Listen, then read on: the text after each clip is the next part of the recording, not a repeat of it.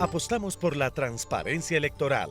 Tuvimos la oportunidad de trabajar unidos por procesos democráticos, diáfanos y bien organizados. Una de las metas es el fortalecimiento de las instituciones democráticas y para eso se construyó una estrategia de garantías electorales.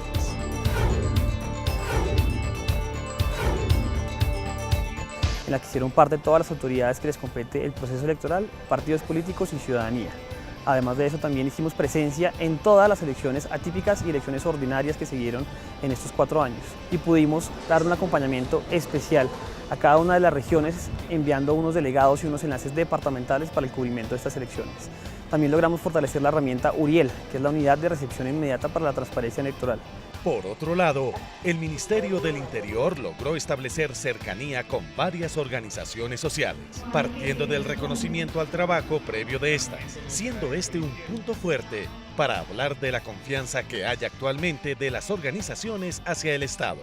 Consideramos que uno de los logros más importantes del proyecto fue la relación más cercana con el Estado, teniendo en cuenta toda la distancia histórica que se ha tenido y la legitimidad que la sociedad civil no le ha otorgado al Estado. Entonces creo que este es un aporte muy importante porque además de trabajar con el Ministerio, se logró el acercamiento de las organizaciones de mujeres con la administración local, llámese alcaldías o gobernaciones.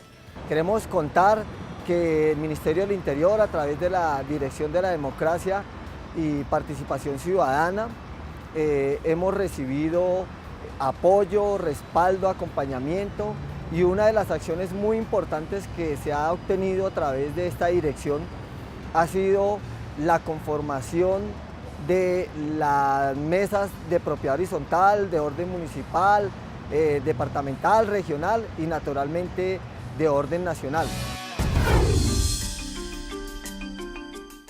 Viceministra, el Ministerio del Interior logró en este periodo tener cercanía con las organizaciones sociales. ¿Exactamente en qué consistió ese trabajo? Bueno, ese trabajo fue específico para que todas las organizaciones a nivel nacional encontraran espacios donde capacitarse en temas de liderazgo y de democracia.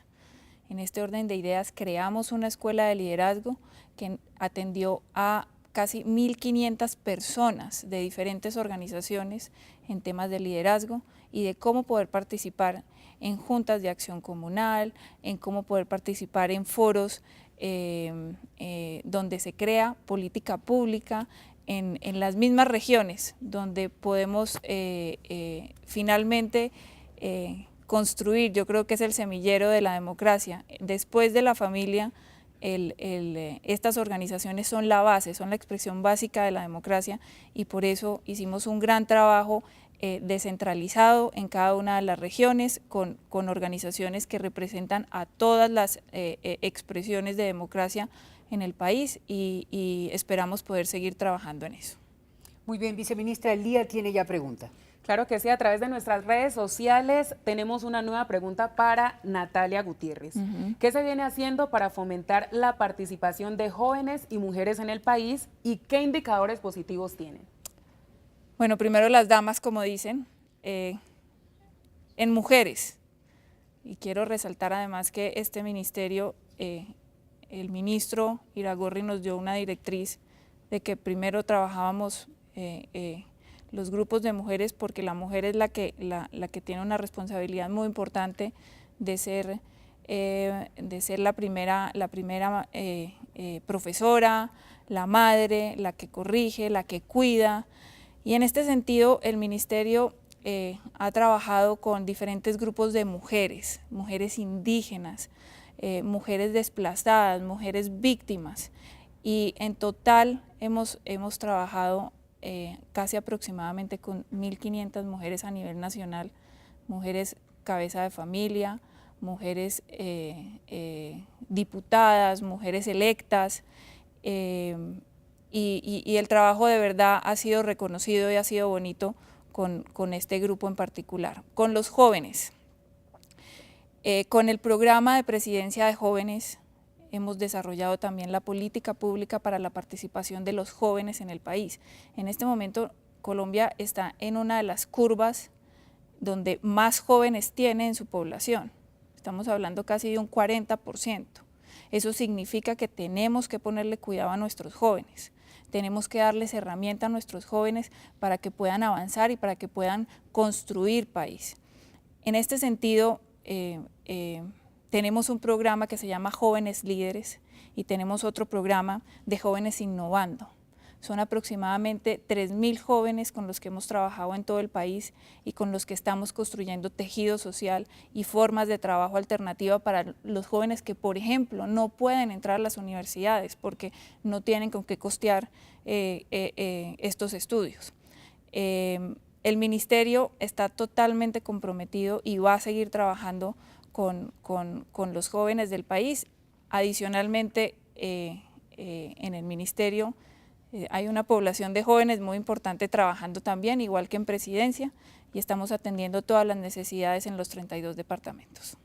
Muchísimas gracias a nuestra viceministra y ahora queremos preguntarle a nuestro viceministro Juan Camilo Restrepo, ¿de qué manera se está apoyando a las JAC dentro del país? Es bueno decir que mi primer cargo con responsabilidades públicas fue haber sido tesorero de la Junta de Acción Comunal de mi barrio, en Medellín.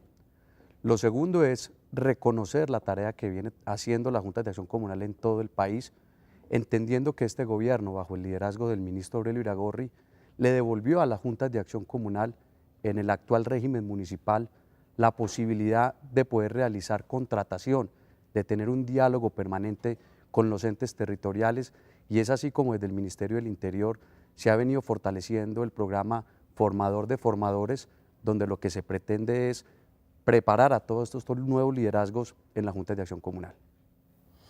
Muy bien, muchísimas gracias, viceministro. Nuestro siguiente tema es muy importante también, consulta previa.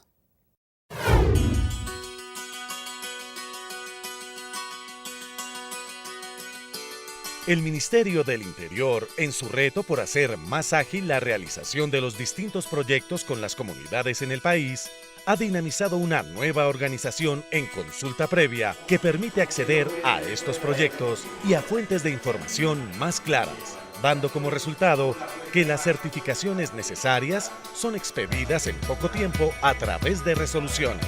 El Ministerio del Interior ha tomado un papel protagónico y ha decidido participar activamente, ser el garante que las reuniones se lleven a cabo como deben ser, inclusive no solo viabilizar los procesos, sino hacerse parte y ser restrictivo en los tiempos, en los espacios, en el respeto de uno y otro lado. Es decir, se ha vuelto un garante, como debió hacerlo desde siempre, de esas consultas previas que estaban un poquito perdidas en lo que las relaciones de una empresa con una comunidad pudieran lograr. Entonces teníamos o comunidades muy fuertes o empresas muy fuertes y una podía pasar sobre la otra. Esto tiende a cambiar rápidamente porque el Estado colombiano está haciendo presencia y está haciendo que nos respetemos y que garanticemos unos a otros sin meterse en el ámbito de lo que es la determinación de cada grupo. Con el éxito de la implementación de la Directiva 10 y el Decreto 2613 de 2013, se ha recuperado la confianza de comunidades étnicas y ejecutores de proyectos. Además, se incrementó la productividad en más del 100% en los procesos gestionados durante este cuatrenio.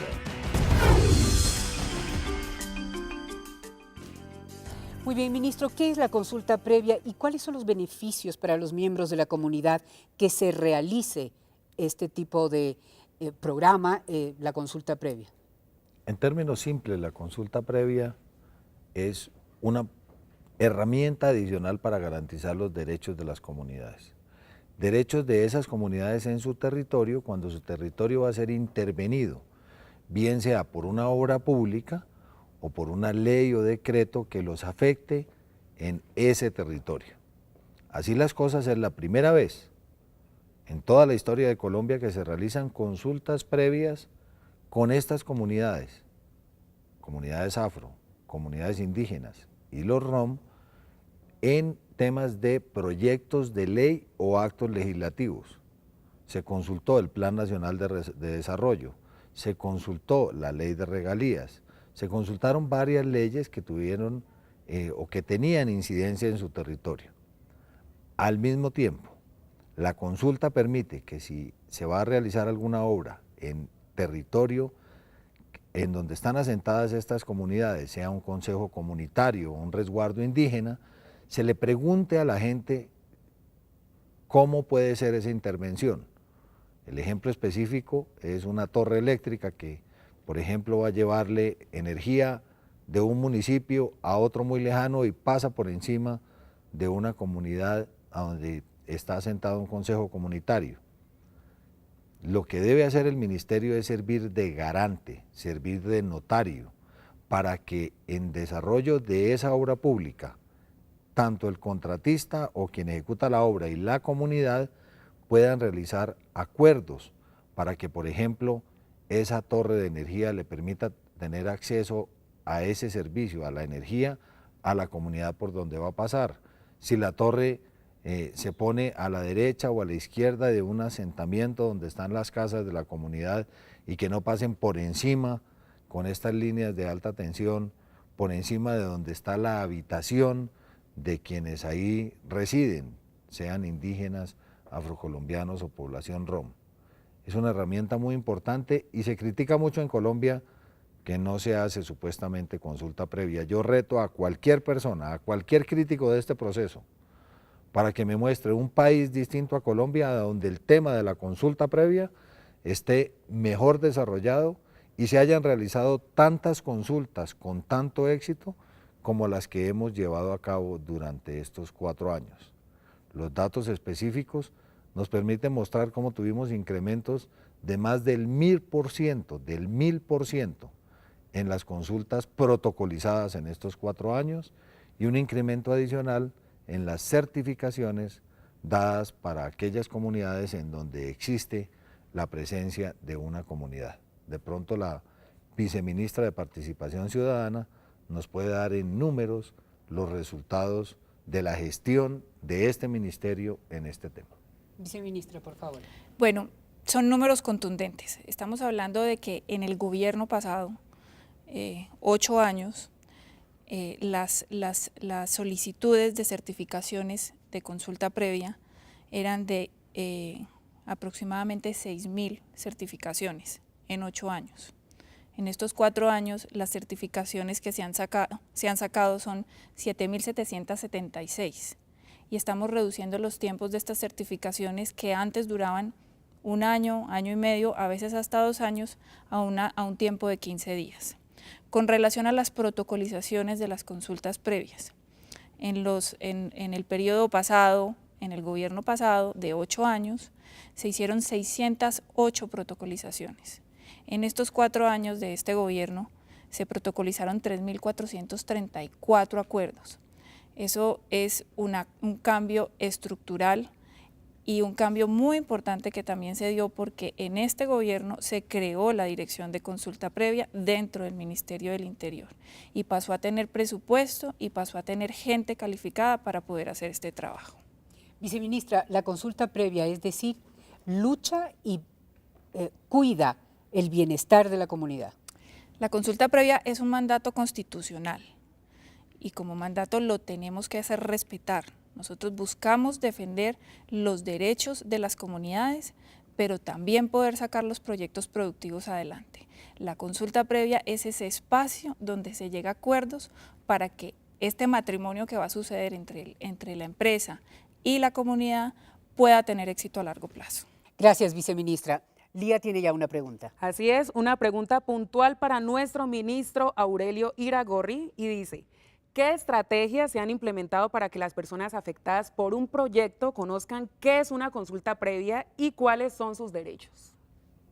Establecimos un proceso previo llamado la preconsulta, que lo que busca es darle a conocer antes de que empiecen las discusiones entre la empresa o el gobierno, si se trata de una ley, y las comunidades, darle a conocer en ese proceso de preconsulta los derechos que tienen las comunidades, cuál va a ser el proceso, cómo es el procedimiento paso por paso, para que nadie que se las venga a dar de vivo aproveche la falta de conocimiento de esas comunidades para engañarla o para lograr que se apruebe una consulta protocolizándola violando los derechos de las comunidades. Y al mismo tiempo hemos logrado concientizar a las comunidades de que el proceso de consulta no puede ser un negocio y no puede acabar afectando el desarrollo del país.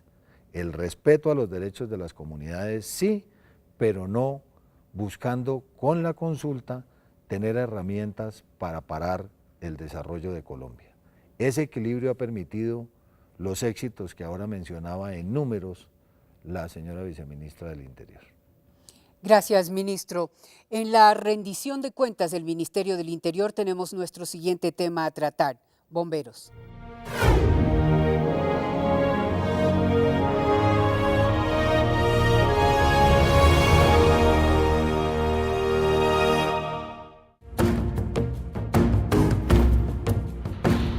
Actualmente se vive un ambiente de optimismo por parte de los más de 14.000 integrantes del Cuerpo de Bomberos registrados en Colombia desde que se puso en marcha la Ley General de Bomberos, que formalizó esta importante labor como un servicio público esencial a cargo del Estado. En este cuatrienio, a partir de la Ley 75 del 2012, nos ha beneficiado enormemente porque ya tenemos un reconocimiento, o sea, se reconocen los bomberos de Colombia como una profesión.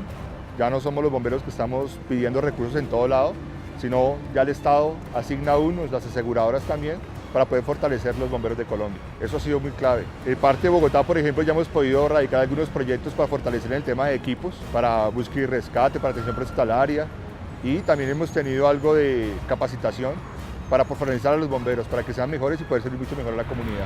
Realmente, a través de la ley para acá, estamos renovando los equipos. Ya contamos con equipos mucho más técnicos, actualizados, que van a dar una mejor garantía tanto de seguridad para el bombero como para la comunidad. Nuestros trajes ya son de última generación, las máquinas también, el entrenamiento. Entonces ha sido muy bueno y ha venido mejorando mucho y va a mejorar mucho más. Cada día con los decretos reglamentarios se vienen ajustando mejor las cosas y vamos a tener mayores garantías. Hoy se garantiza la consecución de recursos para su fortalecimiento, que superan los 50.000 millones de pesos. Ministro, ¿por qué le dicen a usted el bombero número 1? Yo creo que porque le puse mucho corazón al tema y porque gracias a mi trabajo logré apagar muchos incendios con la ayuda de todo el gobierno. Muy bien, ministro, muchas gracias. Vamos a nuestro siguiente tema, que es Unidad Nacional de Protección.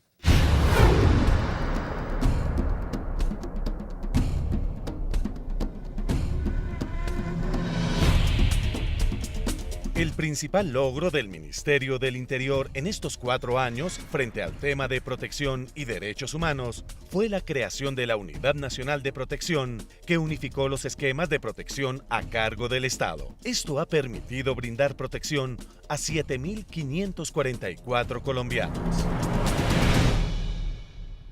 Desde crear la Unidad Nacional de Protección en estos 3 años, hemos atendido más de 30.000 solicitudes de protección de todas las personas que pertenecen a nuestras poblaciones objeto, entre ellos líderes sindicales, defensores de derechos humanos, víctimas del conflicto armado, servidores públicos, entre otros. En este momento podemos decir que tenemos cerca de 3.200 hombres y mujeres de protección, garantizando la vida de las personas, más de 2.100 vehículos, la mayoría de ellos blindados, también ayudando a salvaguardar la vida de estas personas, y ha habido más de 270 sesiones del CERREM, que es el Comité de Evaluación de Riesgo y Recomendación de Medidas, presidido por el Ministerio del Interior, y es este comité el que le indica a la Unidad Nacional de Protección a qué personas debe proteger. La Unidad Nacional de Protección viene cumpliendo satisfactoria y eficazmente su misión de articular, coordinar y ejecutar medidas de protección y apoyo a la prevención, promover los derechos a la vida, a la integridad, a la libertad y a la seguridad de personas, colectivos, grupos y comunidades. Hay logros importantes que hemos conseguido tanto el Ministerio como la Unidad Nacional de Protección de manera conjunta, especialmente en el enfoque diferencial, la protección con enfoque diferencial para mujeres, líderes indígenas, líderes afrocolombianos, entre otras poblaciones vulnerables. Y la verdad hemos logrado en este esfuerzo conjunto reducir de manera sustancial la vulnerabilidad y los hechos de afectación de derechos humanos de todas estas poblaciones. Las estadísticas muestran que hay una disminución importante en el número de homicidios de todas estas poblaciones que protegemos, lo cual ha significado obviamente un gasto importante. El presupuesto de la unidad asciende en este momento a 370.000 millones de pesos, pero ese esfuerzo del Gobierno Nacional, del Ministerio del Interior, de la Unidad Nacional de Protección, ha significado esta importante reducción en homicidios, en agresiones contra defensores y defensoras de derechos humanos, líderes sindicales, servidores públicos, entre otros, que ha sido reconocido inclusive internacionalmente por la Comisión Interamericana de Derechos Humanos, por las Naciones Unidas, por la OIT, entre otras instancias importantes internacionales.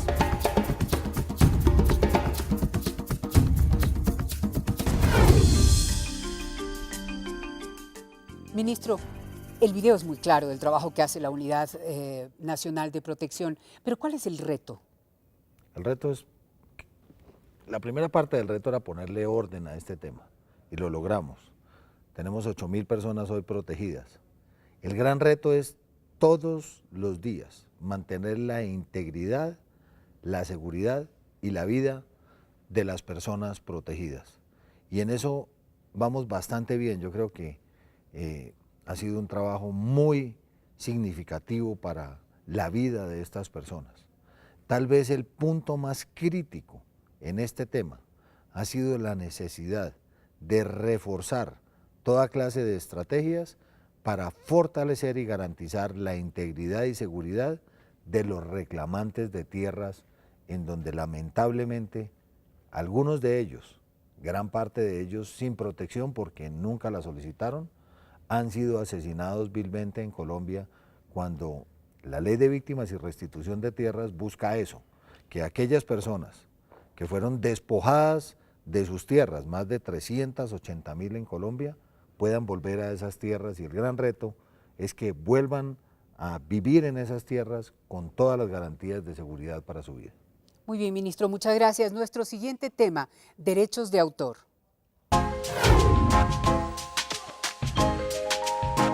Una de las grandes apuestas de este gobierno es impulsar la propiedad intelectual como un instrumento de innovación, desarrollando varias acciones.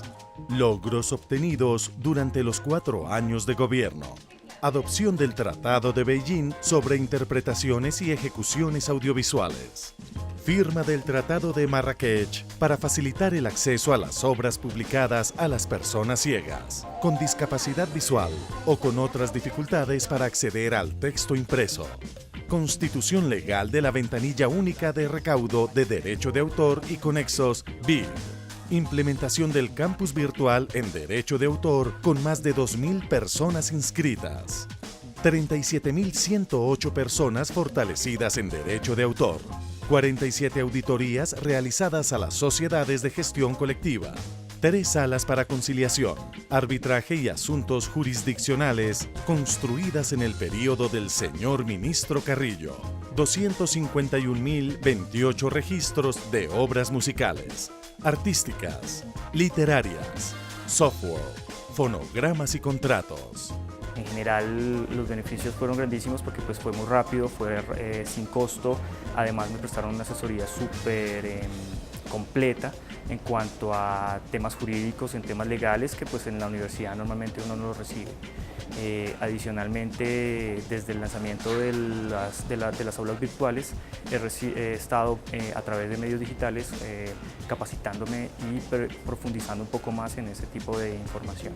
Vale destacar en nuestra función de registro las 250.000 registros de los diferentes tipos de obras que se han realizado a lo largo de estos 4 años en la Dirección Nacional de Derecho de Autor. Como lo digo, son más de 250.000 obras que dotan de seguridad a los autores y que les permiten, en caso de necesitarlo, usar como mecanismo de prueba.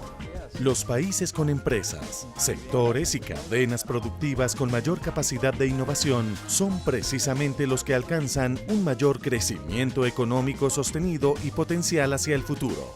Por eso en la Dirección Nacional de Derechos de Autor se tienen varios retos. Es necesario seguir concientizando y sensibilizando a las personas en el tema del respeto al derecho de autor. Viceministro Juan Camilo, hay muchos logros en cuanto a este tema de derecho de autor. ¿Qué falta por hacer? Este es un tema muy sensible entendiendo que asiste a los compositores y a los autores en Colombia. Todas las personas que nos están viendo han bailado, han disfrutado con las obras de las personas antes mencionadas. Independiente de la sociedad colectiva que se hable, la Dirección de Derechos de Autor debe seguir fortaleciendo y mejorando los procedimientos en todo lo que tiene que ver con el recaudo de los recursos que le pertenecen a los compositores, a los autores también, y también todo lo que tiene que ver con la distribución, porque no puede ser que muchos autores y compositores que hasta ahora nos están observando tengan que vivir de la caridad. Muy bien, muchas gracias, viceministro. Nuestro siguiente tema, Plan Decenal de Fútbol. Mi arma es el aerógrafo. Mi arma es el arte que Dios me dio en estas manos para compartirlo con todos los barristas. Plan Decenal de Fútbol. Seguridad, comodidad y convivencia.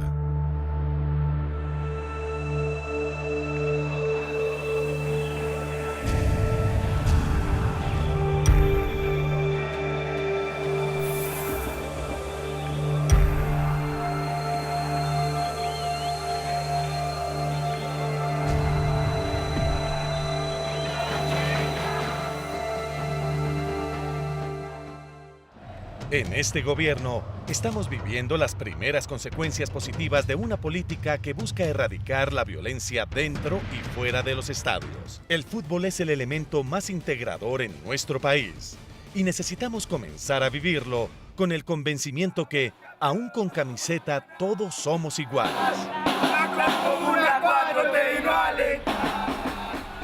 Estamos cambiándole la cara a esto, poco a poco. Este proceso lo estamos adelantando con 3 de las principales organizaciones no gubernamentales que trabajan con el tema del fútbol como un instrumento de construcción de convivencia, que son Colombianitos, Tiempo de Juego y Contexto Urbano. Con ellos hemos estado realizando un trabajo muy importante de construcción del plan, de generación de un gran consenso nacional en torno a los temas puntuales del plan decenal para que el fútbol en los asuntos principales de seguridad, comodidad y convivencia, resuelva los problemas que tiene. Construcción del Plan Decenal de Fútbol. Pacto por la convivencia en los estadios. Campaña Fútbol en Paz es la ruta de acción que adoptó el país para fortalecer sus políticas de seguridad y convivencia relacionadas con el fútbol en Colombia, y este como herramienta de transformación social en los próximos años por medio del juego. Formar en valores, ciudadanía, tolerancia y respeto por el otro. Somos humanos, no nos odiemos. Yo creo que algo que los procesos sociales como Tiempo de Juego nos han enseñado a nosotros es que las cosas no son imposibles.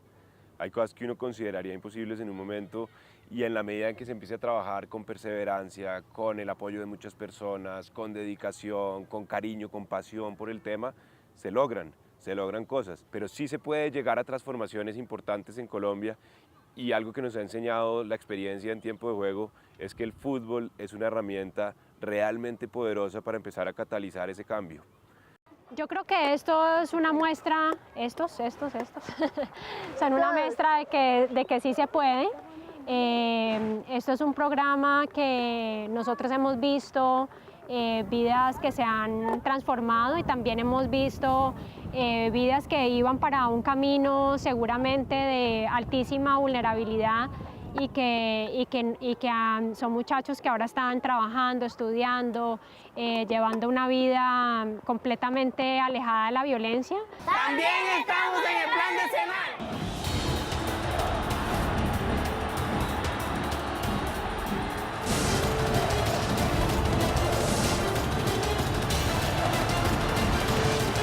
Plan Decenal de Fútbol 2014-2024.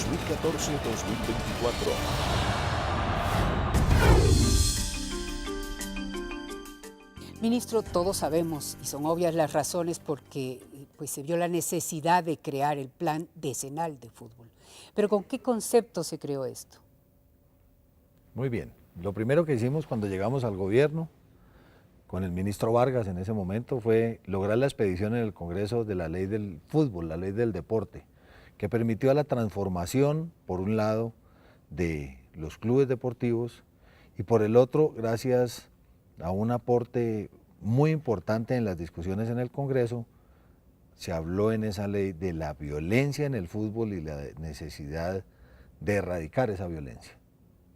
Un reconocimiento a Gilma Jiménez, que ya no nos acompaña por su muerte, que fue quien incluyó esos artículos en ese proyecto de ley y que hicieron posible en el desarrollo de los siguientes años que lográramos aprobar un plan decenal de fútbol. ¿Qué es lo que busca? Erradicar de una vez por todas la violencia en el fútbol. Fue tan importante la construcción de ese plan que por primera vez en el país, en la historia de Colombia, las mal denominadas barras bravas, que ojalá podamos cambiarle el apellido y sean barras amigables, suscribieron un acuerdo de convivencia en San Andrés, después de un trabajo de meses en los que se comprometían internamente a no seguir generando acciones violentas y a poder convivir en los estadios, porque aún con camiseta todos somos iguales.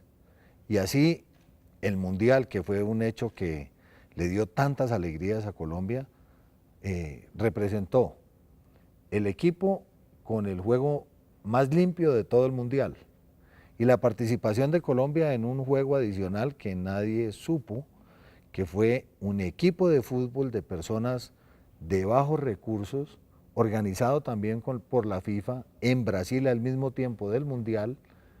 El equipo de Colombia estuvo representado por gente del Atlántico y ese equipo sí quedó campeón mundial.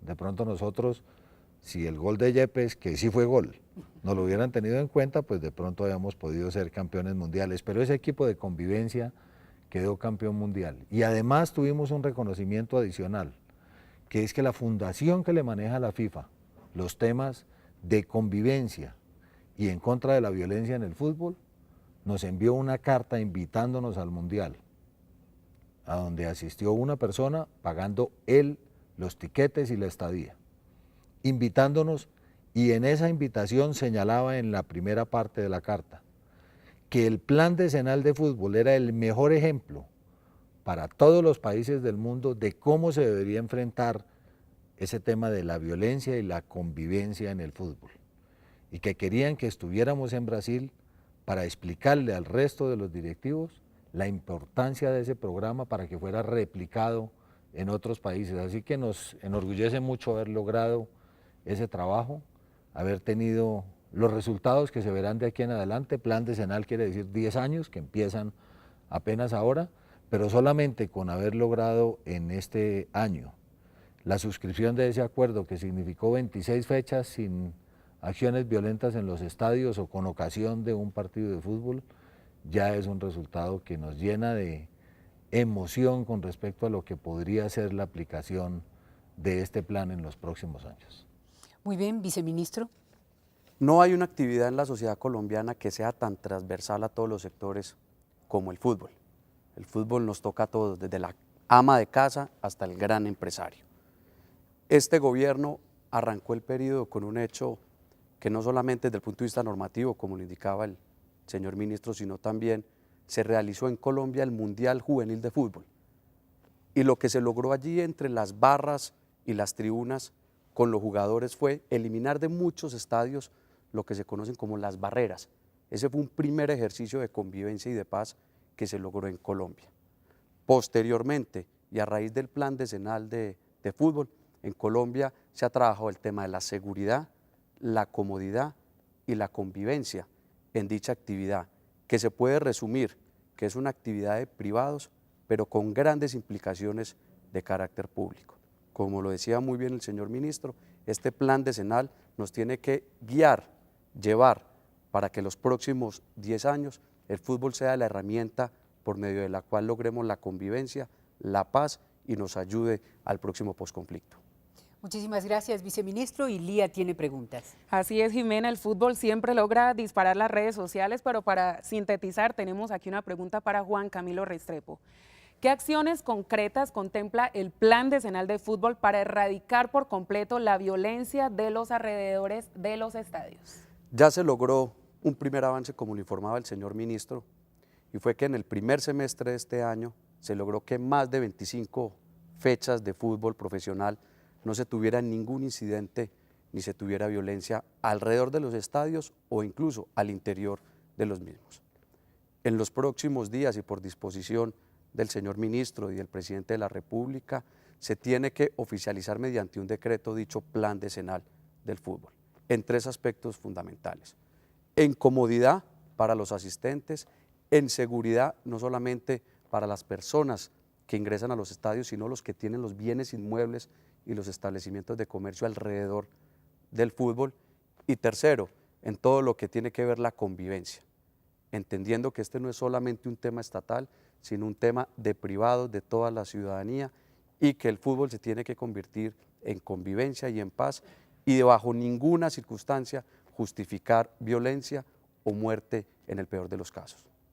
Muy bien, ahora tenemos una nueva pregunta para nuestra viceministra Natalia Gutiérrez. ¿Cómo pueden los ciudadanos tramitar alguna queja o denuncia ante el Ministerio del Interior? Y también si tiene alguna cifra de cómo se ha venido atendiendo a la ciudadanía.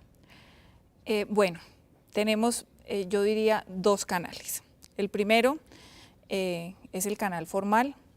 Se pueden comunicar con nosotros mediante Twitter, @mininterior, mediante correo electrónico al correo servicio@mininterior.gov.co, y tercero, una línea telefónica 018-091-0403.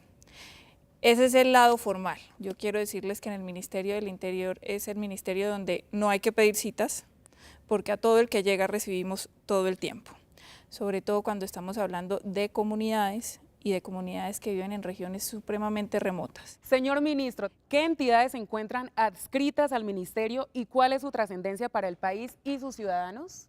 Hay varias entidades que, a pesar de que funcionan de manera independiente, están adscritas, o sea que dependen para el nombramiento de la persona de mayor nivel en esas entidades del Ministerio del Interior, y que además tienen que reportarle al ministro lo que van haciendo. Una de esas es la Oficina de Derechos de Autor.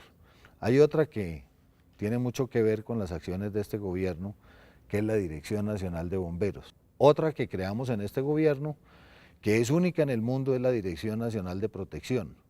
Y me faltan 2. Una es la Imprenta Nacional, que es una entidad que lo que busca es imprimir todo aquel documento que sea producido por el gobierno nacional en todas sus entidades públicas. No siempre lo logra hacer porque no tiene esa capacidad, y en una de las reformas de la ley antitrámites le quitamos un trámite que generaba unos ingresos muy importantes para la Imprenta Nacional. Eso obligó a la imprenta a replantearse. Su directora ha hecho un excelente trabajo. El primer año después de esa modificación de la ley dio pérdidas, y el año pasado nuevamente volvió a generar, en este caso, 3.000 millones de utilidades. Y repito, lo que hace la imprenta es imprimir todos los documentos, libros, publicaciones del gobierno nacional. Es una entidad que le ha costado esfuerzo esa reorganización, pero que tenemos fe en que va a ser capaz de salir adelante, especialmente por los resultados del año pasado.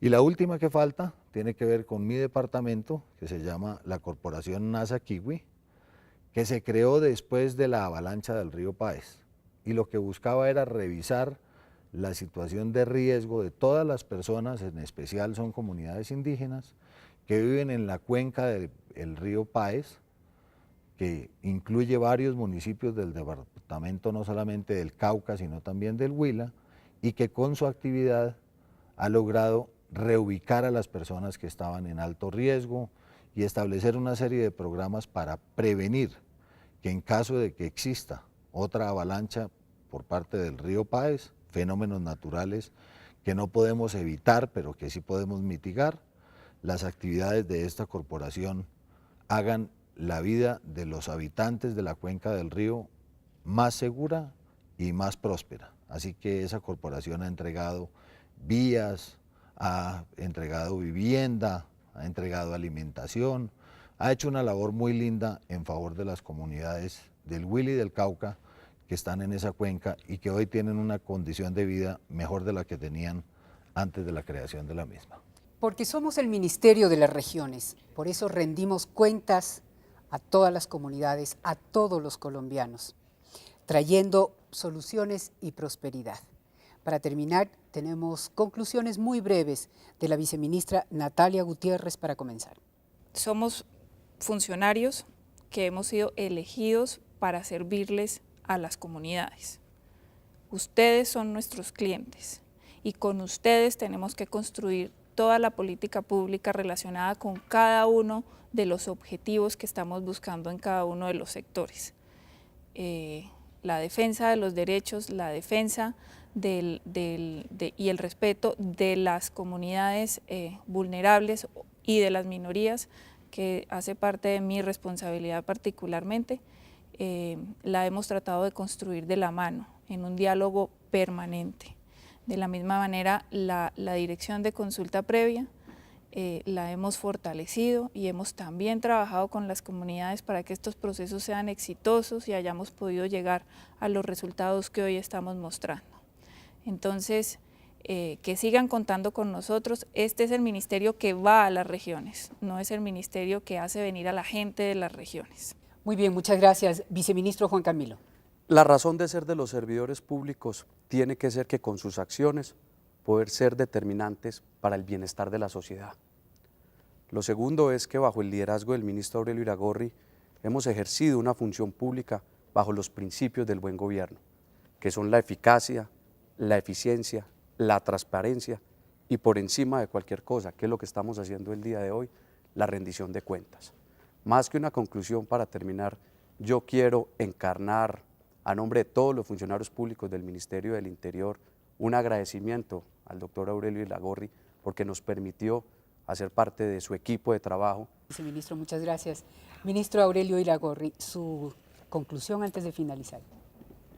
Muchas gracias. Primero agradecerle al presidente Santos el haber tenido la confianza en mí y meterme como titular en esa selección de gobierno en un momento en que existía dificultades en el país, mucho alboroto, mucho conflicto, y creo que lo principal fue buscar la forma de darle tranquilidad a los colombianos, de resolver los problemas de los colombianos, de escucharlos, de ir a las regiones. Fue muy importante para mí la experiencia en estos años. Estuve como viceministro del Interior 2 años y medio y como ministro 10 meses. Y tengan la absoluta seguridad de que ni un solo día dejé de pensar en los colombianos. Que había problemas en los amanecederos, nos metíamos en el tema de los amanecederos, cerramos más de 1.500. Que el problema de los bomberos, que el problema de los derechos humanos, que el problema de las minorías, de las etnias que no eran reconocidas. Trabajamos siempre pensando en la gente, en cumplirle a quienes eligieron al presidente y como designados del presidente en estas responsabilidades, jamás nos podemos olvidar de la gente. Así que lo que vieron hoy son una parte de esos resultados. Esperamos poder seguir sirviéndole a Colombia, pedir disculpas por aquellos errores que hayamos cometido, que nunca fueron voluntarios, que forman parte de la naturaleza humana. Todos nos equivocamos y seguramente en una o varias oportunidades podemos haber cometido errores. A todos los colombianos, muchas gracias por su paciencia, por su entendimiento, por haberme recibido también en cada una de las regiones que visitamos y esperamos poderles seguir sirviendo a la patria como lo hemos hecho hasta ahora. Gracias por habernos acompañado en esta rendición de cuentas del Ministerio del Interior y por haber participado en este ejercicio que es de doble vía. Ciudadanos, gobierno y todos aquellos interesados en la gestión gubernamental. Las preguntas que no fueron resueltas durante la rendición de cuentas se tramitarán a través de peticiones, quejas, reclamos o sugerencias y serán contestadas a tiempo según la ley. Muchísimas gracias por haber estado con nosotros. El Ministerio del Interior es el Ministerio de la Región.